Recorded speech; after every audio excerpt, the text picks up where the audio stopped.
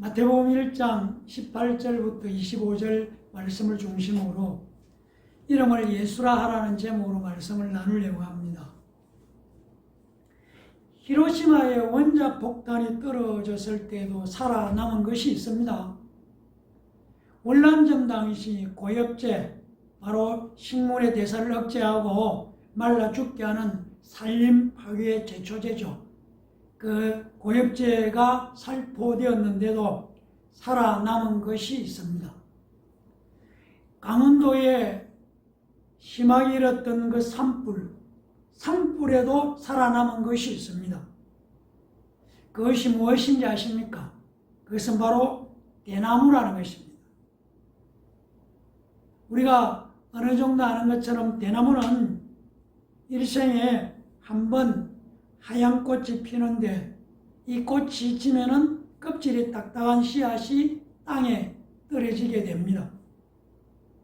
이렇게 땅에 떨어진 씨앗이 1년이 지나고 2년이 지나고 3년이 지나도 죽었는지 살았는지 아무런 소식이 없다가 5년째가 되면은 딱딱한 땅을 뚫고 죽순으로 올라오는 것입니다. 그런데 이렇게 일단 죽순으로 올라오기 시작하면은 이 죽순은 하루에 65cm 가까이 자라는 것입니다. 왜 이렇게 빠르게 자랄까?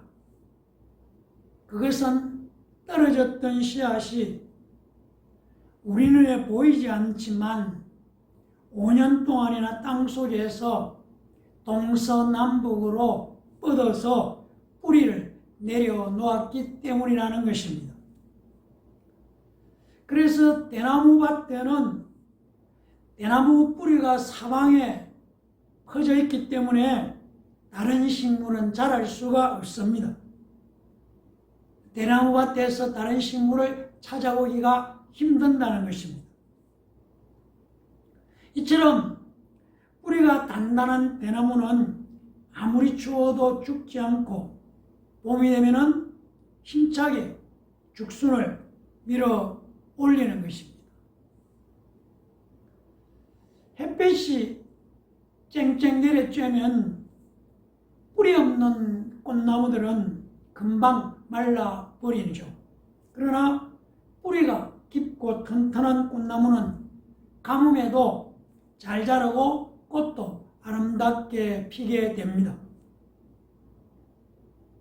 그리스도인, 예수 믿는 우리의 삶도 어떤 부분은 이런 것 같은 것 아닐까 하는 생각을 해보게 됩니다. 우리가 믿음의 뿌리를 깊게 넓게 내려야만 어려움을 만나도 절망하거나 좌절하거나 낙심하지 않고 끝까지 믿음의 경주를 완주할 수가 있습니다. 요한복음 16장 32절 말씀을 보면은 예수님께서 너희로 내 안에서 평안을 누리게 하려 함이라. 그리고 다음에 세상에서는 너희가 환난을 당하나 담대하라 내가 세상을 이겼노라고 말씀하고 있습니다. 그러니까 세상을 살아가면서 그리스도인도 환난을 역경을 만날 수 있지만 예수님께서 담대하라, 세상을 예수님께서 이기셨다는 것입니다. 그것을 믿음으로 받고 당당하게 믿음으로 승리하라고 우리에게 권면하고 있습니다. 마태복음 우리가 아는 것처럼 하나님의 언약과 연결되어 있습니다. 마태복음에 나오는 예수님의 족보는 산자를 통해서 연결되고 내려오고 있음을 알 수가 있습니다. 우리가 복음을 말할 때 복음은 바로 예수가 우리 안에 있고 그 안에 계신 예수로 말미암아 우리가 당당하게 예수를 시인하고 그리고 바로 우리를 통해서 예수 이름이 쏟아져 나오는 것이 복음의 능력입니다. 마태복음 1장 1절을 보면은 아브라함과 다윗의 자손 예수 그리스도의 계보라고 말씀하고 있습니다. 2절부터 16절까지 아브라함은 다음에 이삭이 있고, 이삭 다음에 야곱이 있고,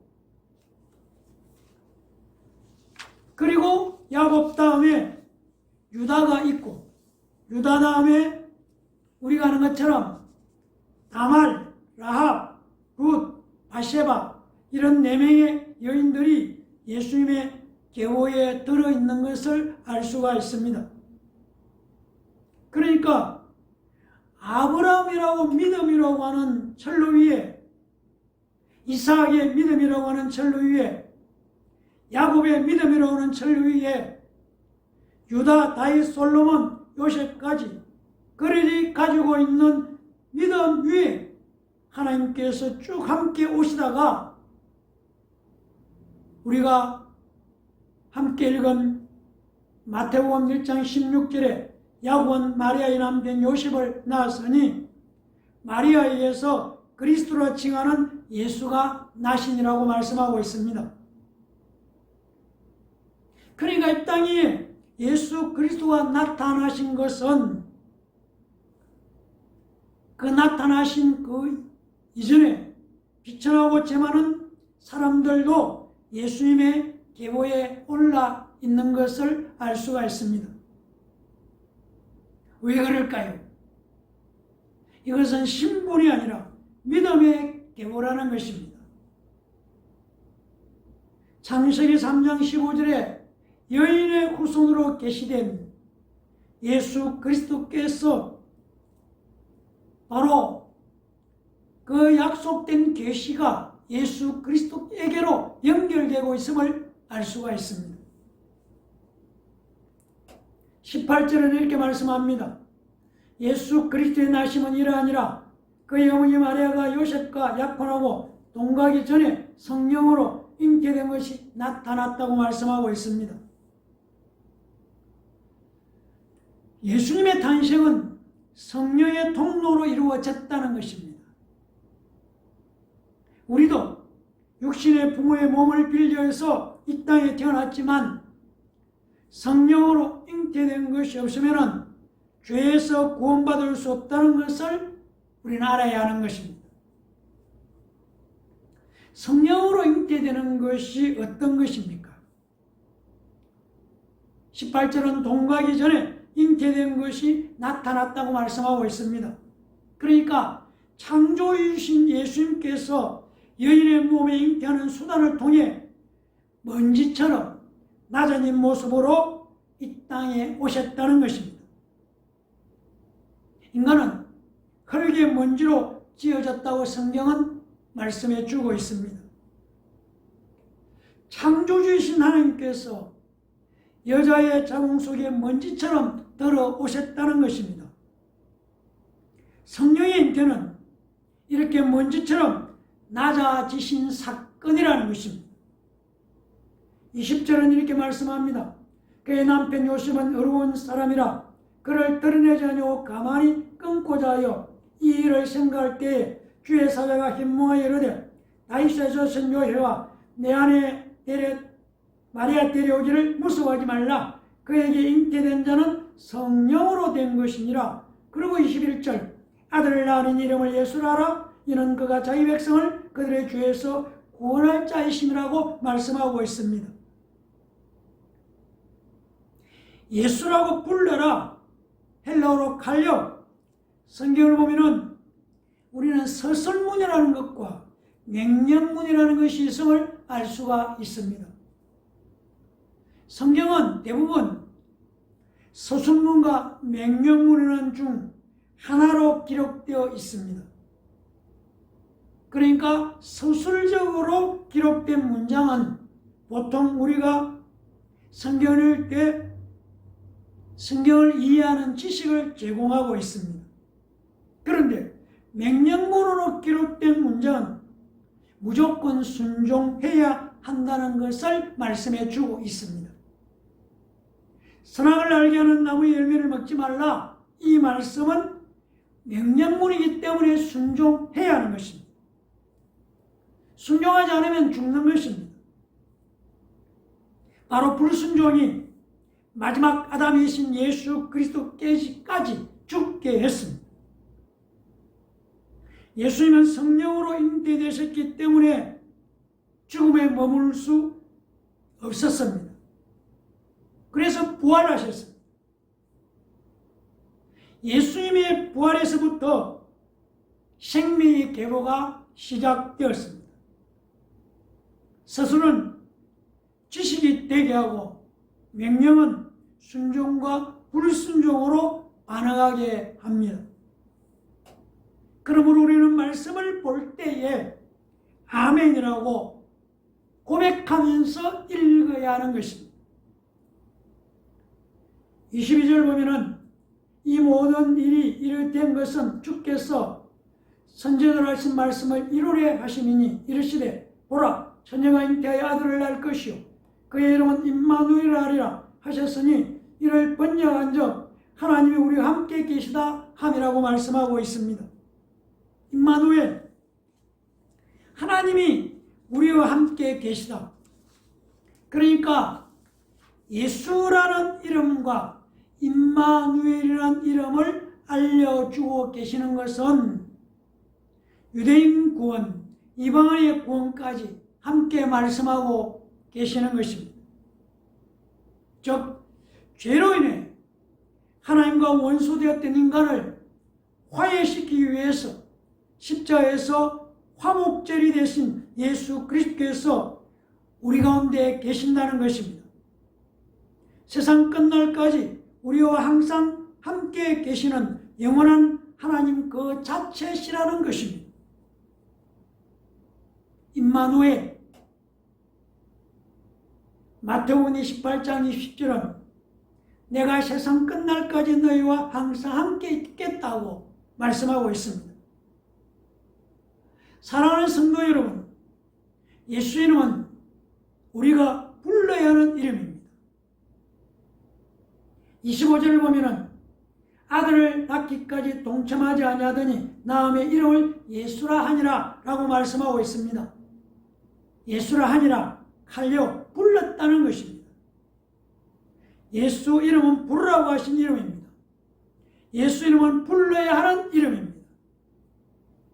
요한복음 3장 3절을 보면 예수께서 대답하여 이르시되 진실로 진실로 내게 이르노니 사람이 거듭나지 아니하면 하나님의 나라를 볼 수 없느니라고 말씀합니다. 볼 수 없다는 말은 경험할 수 없다는 의미입니다. 그리고 요한복음 3장 5절은 예수께서 대답하시되 진실로 진실로 내게 이르노니 사람이 물과 성령으로 나지 아니하면 하나님 나라에 들어갈 수 없다고 말씀하고 있습니다. 성령으로 나지 아니하면 들어갈 수가 없다는 말은 하나님 나라 안으로 속으로 들어갈 수가 없다는 말씀입니다.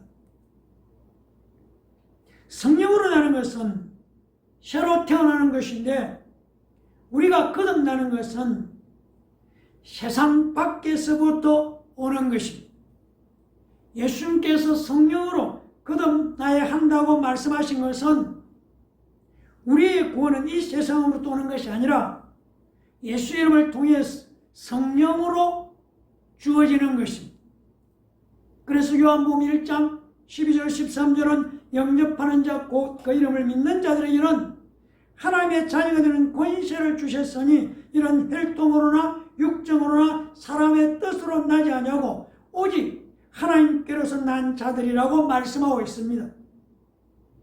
이름을 믿는다는 것은 그 이름을 지닌 사람을 믿는다는 뜻입니다. 그리스도의 이름을 믿는다는 것은 바로 예수 그리스도의 역사적 생애, 공생애, 예수 그리스도의 구원의 능력, 영원성, 인격성, 신성을 믿는다는 것이고 예수 그리스도를 나의 구주, 구세주로 취한다, 받는다는 것입니다. 사랑하는 성도 여러분, 예수는 우리 각자 자신의 구주이십니다. 예수 이름은 불러야 하는 이름입니다. 예수 이름으로 기도하고 예수 이름으로 감사하고 예수 이름으로 기뻐하기를 예수님 이름으로 간절히 축원합니다. 기도하겠습니다. 감사합니다. 하나님, 이름을 예수로 하라. 예수 이름을 불러라. 명령문입니다.